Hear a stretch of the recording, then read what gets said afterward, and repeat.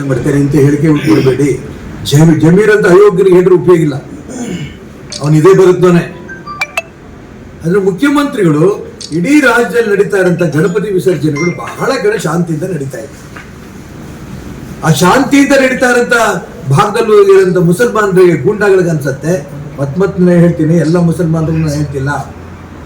ಆ ಗೂಂಡಾಗಳಿಗೆ ಮುಖ್ಯಮಂತ್ರಿಗಳು ಕೊಡಂತ ಹೇಳಿಕೆ ಒಂದು ರೀತಿ ಸ್ಫೂರ್ತಿ ಕೊಡುತ್ತೆ.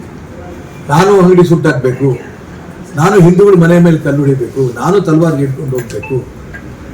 ಅದಕ್ಕೋಸ್ಕರ ಮುಖ್ಯಮಂತ್ರಿಗಳು ಈ ರೀತಿ ಗಮನ ಹರಿಸಲೇಬೇಕು. ಎರಡನೇದು, ಎಷ್ಟರ ಮಟ್ಟಿಗೆ ಸೀರಿಯಸ್ ಇದೆ, ಈಗ ಇಡೀ ನಾಗಮಂಗಲದ ಘಟನೆ ದೇಶದ ಗಮನ ಸೆಳೆದಿದೆ. ರಾಷ್ಟ್ರದ್ರೋಹಿಗಳು ಯಾರ್ಯಾರಿದ್ದಾರೆ ಇದರಲ್ಲಿ ಹೊರಗೆ ಬರ್ತಾ ಇದ್ದಾರೆ, ಯಾವ್ಯಾವ ಸಂಘಟನೆ ಬರ್ತಾ ಇದೆ. ಪರಮೇಶ್ವರ್ ಹೇಳ್ತಾರೆ ಗೃಹ ಮಂತ್ರಿಗಳು, ಇದೊಂದು ಸಣ್ಣ ಘಟನೆ, ಇದಕ್ಕೆ ಯಾಕೆ ಇಷ್ಟು ದೊಡ್ಡ ಮಾಡ್ತಾ ಇದ್ದೀರಿ. ಸತೀಶ್ ಜಾರಕಿಹೊಳಿನೂ ಹಾಗೆ ಹೇಳ್ತಾರೆ. ಆ ಗಣಪತಿ ತಗೊಂಡು ಪೊಲೀಸ್ ಸ್ಟೇಷನ್ ಇಡಂತ ಸಂದರ್ಭದಲ್ಲಿ ಕರ್ನಾಟಕ ಈ ಸ್ಥಿತಿ ಬಂದೋಗಿದೆ, ನಂಗೆ ನೋವಾಗಿದೆ ಅಂತ ಪ್ರಧಾನಮಂತ್ರಿಗಳು ಹೇಳಿದ್ರೆ ಪ್ರಧಾನಮಂತ್ರಿಗಳ ಮಾತಿಗೂ ಟೀಕೆ ಮಾಡ್ತಾರೆ. ಯಾರು ಪೆಟ್ರೋಲ್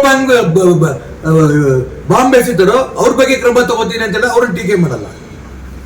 ಯಾರು ತಲವಾರ್ ಇಟ್ಕೊಂಡ್ ಬರ್ತಾರೋ ಗೂಂಡಾಗಳು, ಅದು ತಪ್ಪು ಅಂತ ಕಾಂಗ್ರೆಸ್ ನಾಯಕರು ಯಾರು ಹೇಳ್ತಿಲ್ಲ, ಮಂತ್ರಿಗಳು ಯಾರು ಹೇಳ್ತಾ ಇಲ್ಲ.